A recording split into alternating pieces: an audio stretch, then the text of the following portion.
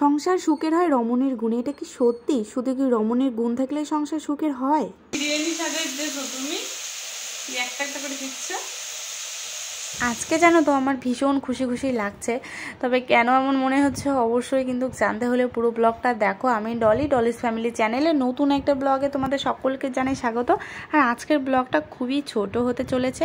দেখো এখানে সকাল সকাল বরমশাই চা বানিয়েছিল, তো ও এখানে বারবার আমাকে ডাকছে, আমি আসতেছি না জন্য একটু রেগে গিয়েছিল, তোমরা দেখলে ওর ফেসটা। তো আমাকে চা খাইয়ে কিন্তু ও চলে গেল ডিউটিতে। আসলে কি হয়েছিল, ওই যে মাসে একদিন কিন্তু আমার এই রান্নাঘর থেকে ছুটি থাকে। এটা ছিল দুপুরবেলা শনিবারের ভিডিও। আজকে রান্না ডিউটি পড়েছে আমার বরমশাই। আসলে বলো তো কি মাসে একদিন কেন বললাম, মেয়েদের যেটা একটা ব্যাপার থাকে। তো যাই হোক, অনেকের বাড়িতে রান্না করে, ওই অবস্থাতেও অনেকের বাড়িতে করে না। তবে আমি কিন্তু একদমই দুদিন রান্না করি না, বেশিরভাগই বাপের বাড়ি থাকা অবস্থায় তো 3 দিন করতাম না, কিন্তু ওই যে পরিস্থিতি শিকার সবাই।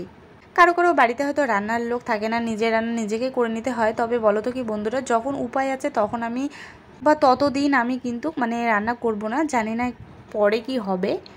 আজকে বরমশাই রান্না করছে এখানে চিকেন। ও আমাকে এমনিতেও অনেক দিনে বলেছিল যেদিন আমি রান্না করতে পারবো না সেদিন আমাকে চিকেন রান্না করে খাওয়াবে। তবে জানো তো একটু খারাপও লাগে, এই যে বাইরে এত রোদ্রুই সকালবেলা কাজ করে এসে আবার রান্নাঘরে কেমন একটা ব্যাপার। তবে আমার আবার একটু একটু ভালো লাগছে, কেননা একদিন তো রান্নাঘর থেকে ছুটি পেয়েছি, তাই না?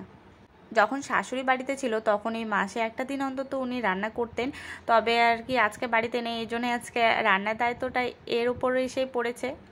দেখো আমি কিন্তু সমস্ত মশলাপাতি, মশলা না এই যে পেঁয়াজ রসুন এগুলো ছুলে দিয়েছি।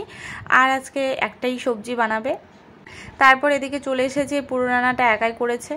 আর আমার শরীরটা একদম ভালো লাগছে না জন্য কিন্তু এখানে বসে আছি, চুপ করে মোবাইল দেখছি। তো এখন ও ডাকছে যে ওর রান্না কমপ্লিট হয়েছে। এখন আর কি দুপুর 3:30 বেজে গিয়েছে। এখন আমরা খাওয়া দাওয়া করবো। তো চলো দেখি কেমন করে দিল খেতে আর কি।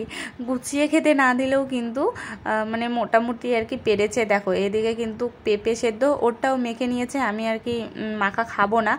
আর এখানে আছে চিকেন ঝোল। এই যে সিম্পল কি বলবো, একদমই সিম্পল মেনু, এটাই অনেক জানো। এতেই যে এত শান্তি লাগছে কি আর বলবো, ভীষণ ভালো হয়েছে রান্না।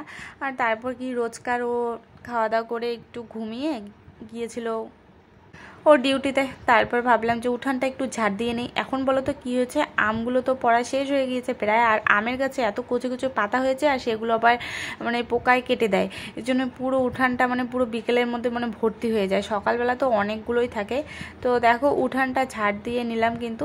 তো আজকের ব্লগটা শুরুতেই বলেছিলাম খুবই ছোট, তবে একটা এখানে কথা বলতে চাই, যেটা হলো দেখবে একটা প্রচলিত কথা আছে, সংসার সুখে হয় রমণীর গুণে। ঠিক তার পরের লাইনটা কিন্তু কেউ বলে না। তো সংসার সুখে হয় রমণীর গুণে, গুণবতী পতি যদি থাকে তার শনে, কি ঠিক তাই তো? এখন মনে হলো যে এই কথাটার লাইনটা মিল পেল। আসলে বলো তো কি বন্ধুরা, এক হাতে কখনোই তালি বাজে না। সে এরকমই, শুধু রমণীর গুণ থাকলেও হবে না, পতিরও গুণ থাকতে লাগবে। তো যাই হোক, আজকের ভিডিওটা এখানে এন্ড করছি। দেখা হবে নতুন ব্লগে। টাটা।